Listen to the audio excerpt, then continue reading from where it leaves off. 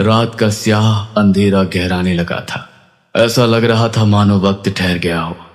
चारों तरफ एक भारी सन्नाटा पसरा था, जिसे सिर्फ मूसलाधार बारिश की आवाजें चीर रही थी। आसमान में रह रहकर बिजली इस कदर कौंधती जैसे कुदरत किसी आने वाली अनहोनी की चेतावनी दे रही हो। उसी कयामती रात के सन्नाटे को चीरते हुए एक पुराना ऑटो रिक्शा कच्ची सड़क पर भाग रहा था।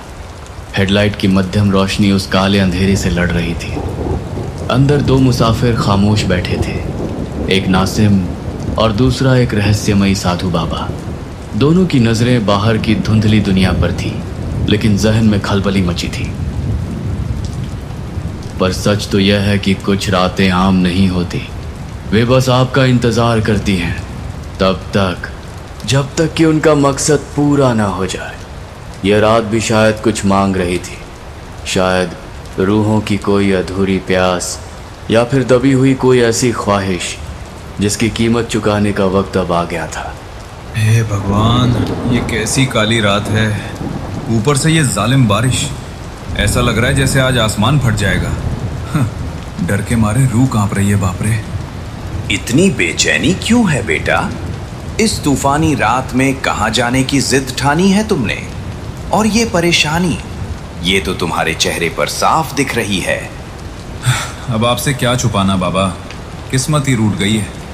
बीवी साथ छोड़ के चली गई, और जो थोड़ा बहुत व्यापार था वो भी मिट्टी में मिल गया। सब कुछ लूट गया मेरा। अब बस गांव में दादाजी की वो पुरानी पुश्तैनी ज़मीन बची है, वहीं जा रहा हूँ। सोचा है वहीं जाके अब कुछ नया करूँगा। गांव तो चले जाओगे बेटा, लेकिन मैं कुछ महसूस कर पा रहा हूँ। वो नज़दीक आता जा रहा है। उसकी प्यास बहुत पुरानी है और वो अपना मुंह खोल कर बैठा है ताकि तुम्हें और हमें निगल सके। अरे बाबा, क्या पागलपन वाली बातें कर रहे हो? पहले ही दिमाग खराब है, ऊपर से आप ये फिजूल की बातें करके और डरा रहे हो। ये फिजूल की बातें नहीं है बेटा, ये चेतावनी है। मेरी बात मानो, ये ताबीज़ अपने पास रख लो। इसे खुद से अलग मत करना, ताकि कोई भी बुरी शक्ति तुम्हें छू भी ना पाए, वरना जो पीछे लगा है वो रहम नहीं करेगा। अरे बाबा, रहने भी दो, मुझे नहीं चाहिए आपका कोई ताबीज़। ये सब पुरानी बातें और फालतू के अंधविश्वास हैं। आज के ज़माने में ये सब नहीं चलता। बारिश की आवाज़ और भी तेज हो जाती है। दूर कहीं भेड़ियों के रोने की डरावनी आवाज़ें गूंज रही हैं। अचानक एक झटके के साथ ऑटो का इंजन बंद हो जाता है। अरे अरे भाई साहब, ये क्या हुआ? गाड़ी क्यों रुक गई? इस वीराने में गाड़ी को क्या मौत आ गई? अरे साहब, लगता है गाड़ी दगा दे गई। कुछ खराबी आ गई है इंजन में। अब क्या करें? चारों तरफ घना जंगल है, हाथ को हाथ नहीं सूझ रहा, ऊपर से ये जानवरों की आवाज़ें। आप घबराइए मत साहब, बस थोड़ा सब्र रखिए। मैं ज़रा चेक करता हूँ कि माजरा क्या है। बोनट खोलकर देखता हूँ। करीब 1 घंटा बीत चुका था। अंधेरा इतना घना था कि मानो रोशनी को निगल रहा हो। ड्राइवर पसीने से तरबतर था, लेकिन लाख कोशिशों के बाद भी ऑटो टस से मस नहीं हुआ। सन्नाटा अब जानलेवा लगने लगा था। अरे भाई, 1 घंटा बीत चुका है, तुम्हारी गाड़ी ठीक हुई या नहीं? क्या इरादा है तुम्हारा? ये पूरी काली रात इसी मनहूस जंगल में बिताने का प्लान है क्या? अरे बस साहब, थोड़ा और सब्र रखिए, बस ठीक होने ही वाला है। आप ज़रा शांति से अंदर बैठे रहिए, बाहर खतरा हो सकता है।